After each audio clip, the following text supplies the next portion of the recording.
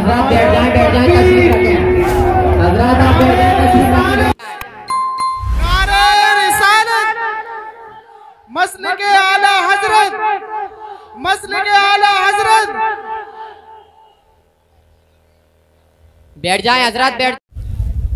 अजीज़ान गिराम वक़ार,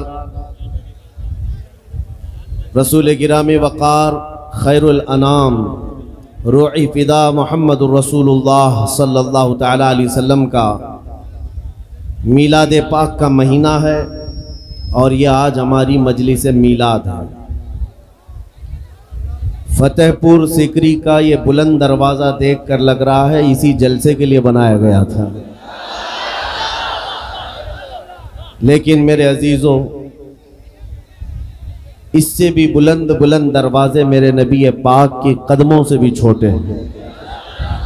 हम जिसकी अज़मत बयान करने के लिए आ रहे हैं और जिसकी अज़मत का गुन गाते हैं, उनके मकाम व मर्तबे के लिए दुनिया का कोई बड़ा सा बड़ा महल भी बराबरी नहीं कर सकता।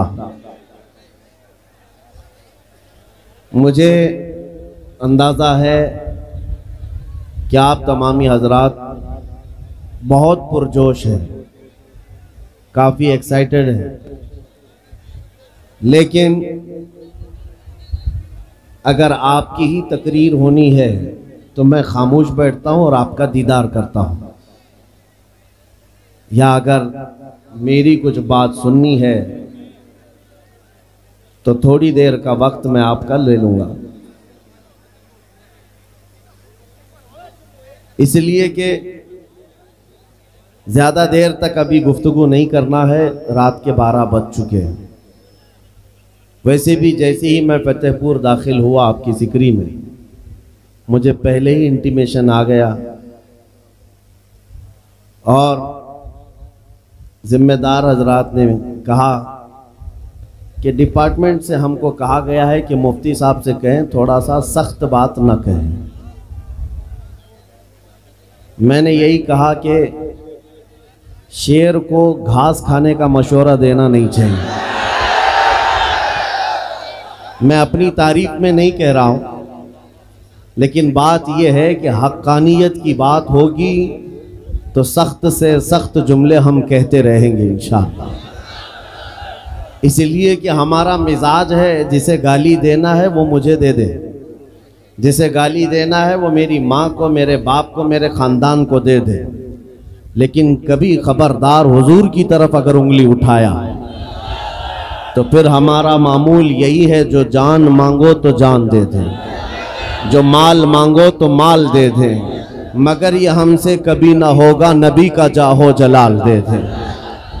अज़ीज़ान गिराम वक़ार, आज मीलाद मनाने के लिए आप आए हैं, इतना तुम्हारे सीनों में ईमान भर जाना चाहिए कि हमारी असल जिंदगी हुजूर के लिए, हमारी जिंदगी किसके लिए है?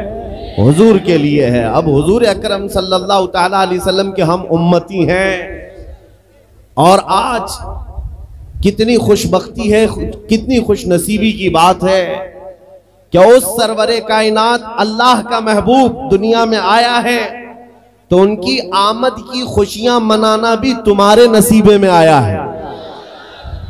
अरे गैरे नत्थु खेरे की हैसियत भी नहीं मेरे आका की मिलाद मनाने की। ये सुन्नियों की किस्मत है अल्हम्दुलिल्लाह। हर साल हुजूर अकरम सल्लल्लाहु तआला अलैहि वसल्लम की आमद की खुशियां मनाते हैं। और एक बात मैं और आपको बता दूं, इस्लामी महीने लोगों को ज्यादा याद नहीं रहते।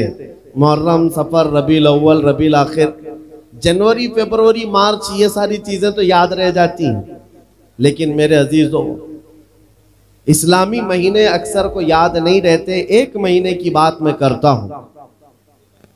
अजनबी आदमी भी सुन्नियों के मोहल्ले में चला जाए, पता चल जाएगा कि रबीउल अव्वल चल रहा है। और मोहल्लों पे नहीं, अगर चेहरे भी देख ले तो पता चल जाए। क्यों? इस माह मुबारका को हमारे नबी पाक से निस्बत है। और जब रबीउल अव्वल शरीफ का महीना आता है, सुन्नियों के यहाँ खुशहालियां बढ़ जाती हैं।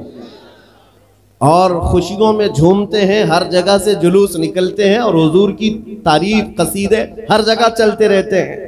इसी को शायर ने कहा था, निसार तेरी चहल पहल पर हजारों ईदे रबीउल अव्वल, सिवाय इबलीस के जहां में सभी तो खुशियां मना रहे हैं।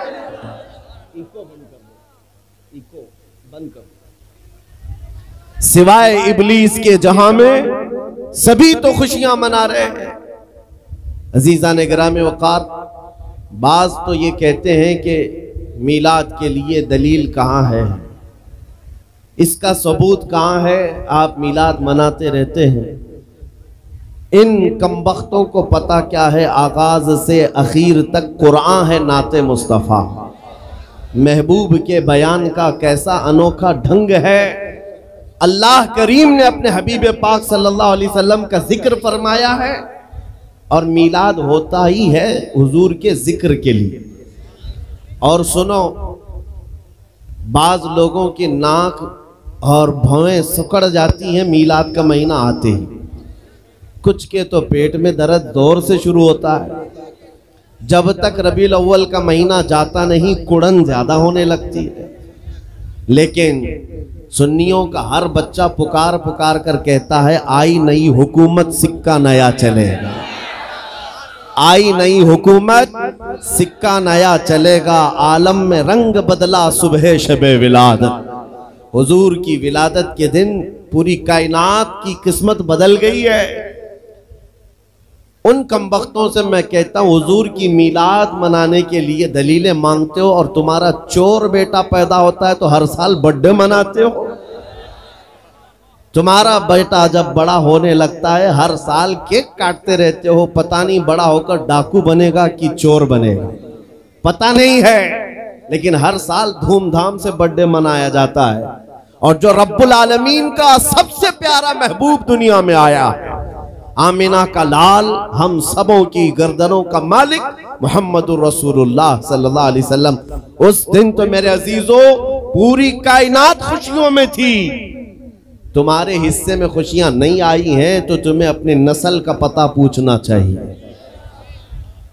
वजह क्या है? किसी साहब ने एक शोशा छोड़ा कि हुजूर जब पैदा हुए थे मक्का में, तो मक्का में खुशियां मनाई नहीं गई थी। ये आज के बरेलवियों ने शुरू कर दिया। लोगों ने ये बताना शुरू किया, हुजूर जब पैदा हुए थे मक्का में उस वक्त तो मीलाद नहीं मनाई गई थी, ये आज से शुरू हो गया है। मैं उनसे कहता हूं, मक्का में जब हुजूर पैदा हुए थे तब ईमान वाले नहीं, काफिर ही काफिर थे। सब कौन थे? कुफ्फार और मुशरिकीन थे, सिवाय आपके दादा और आपकी वालदा के। लेकिन खुशियां मनाना ईमान वालों का हिस्सा है, काफिरों का नहीं। हुजूर जब 53 साल की उम्र के बाद हिजरत करके मदीना जा रहे थे, तो आपको पता है सुन्नियों, हुजूर मदीना तैयबा में यूं ही दाखिल नहीं हुए। मदीना तैयबा में जब हुजूर तशरीफ ला रहे थे, घर घर से बच्चे, जवान, बूढ़े, औरतें, मर्द सब रास्तों पर खड़े हो गए थे और हुजूर का वालिहाना इस्तकबाल किया था। तलअल बद्रु अलैना मिन सनियातिल वदाई वजब शुक्र अलैना मा दआ लिल्लाहि दाई। ये मदीने की छोटी बच्चियां दफ बजा करके इस्तकबाल कर रही थी मेरे नबी पाक का। मैं ये कहता हूं, मदीने वालों की किस्मत में तो था हुजूर की आमद की खुशियां मनाना। वो क्या कह रहे थे? तलअल बद्रु अलैना मिन सनियातिल वदाई, जिसका मतलब समझो है नौजवानों, मदीने की बच्चियां कह रही थी सनियतुल वदा की घाटी से हम पर 14वीं का चांद तुलू हो गया है और अल्लाह की तरफ बुलाने वाला रसूल अब हमारे दरमियान आ गया है। ये कह कह करके बच्चे खुशियां मना रहे थे। मैं ये कहता हूं, आज जिन लोगों को दलील, सबूत, फलां ढिकां ये सब चीजें मीलाद में याद आती हैं, उनसे मैं कहता हूं मक्का के कुफ्फार की किस्मत तुम्हें मुबारक, मदीने के आशिकों की किस्मत हमें मुबारक। हम मदीने वालों की इक्तिदा कर रहे हैं। और आप क्या समझते हैं, आज तो छठी शरीफ है, मीलाद शरीफ का महीना है, छठी शरीफ है। ये आज एक जलसा हो जाने के बाद क्या हुजूर की मीलाद खत्म हो जाएगी? सुन्नियो, बल्कि पुकार कर कहना हश्र तक डालेंगे हम। पैदाइश मौला की धूम मिसले फारस नजद के किले गिराते जाएंगे। खाक हो जाएं अदू जलकर मगर हम तो रजा, दम में जब तक दम है जिक्र उनका सुनाते जाएंगे। दम में जब तक दम है जिक्र उनका सुनाते जाएंगे।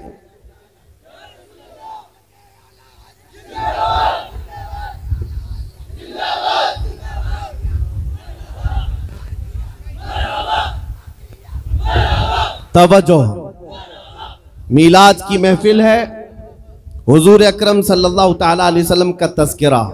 अब सुनो, आप तो अल्हम्दुलिल्लाह शौक से सुनने के लिए आए और बहुत सालों से सुनते भी हैं, लेकिन आज कुछ और कान भी खड़े हैं सुनने के लिए। मैं उनको भी सुनाना चाहता हूं जो हमारे दरमियान मौजूद हैं, बहुत तवज्जो से सुन रहे हैं और इंशाअल्लाह मेरा यकीन है बार बार मेरी तकरीर सुनो, एक दिन दिल खुल जाएगा, हुजूर के खादिमों में शामिल हो ही जाओगे, हुजूर के गुलामों में शामिल हो जाओगे इंशाअल्लाह। इसलिए कि हम वही बात करते हैं जो रसूल करीम सल्लल्लाहु ताला अलैहि वसल्लम की इज्जत के लिए मेरे रब ने कुरान में फरमाया। बाकी हमारी इमेज लोगों में ऐसी बना कर रखा है कुछ लोगों ने कि ये भड़काऊ भाषण करते हैं, ये एग्रेसिव बातें करते हैं। मेरे अजीजों, किसी टूटे हुए रस्सी को दोबारा जोड़ देने का नाम भड़काऊ है तो मैं रोज भड़काऊंगा। हमने हुजूर के गुलामों को हुजूर से जोड़ने का काम किया है और जो कौम, जो नौजवान मेरे नबी की अमानत है, मैं अपने नबी के अखलाक इनको नहीं सिखाऊंगा तो क्या पाखंडियों की बातें बताऊंगा?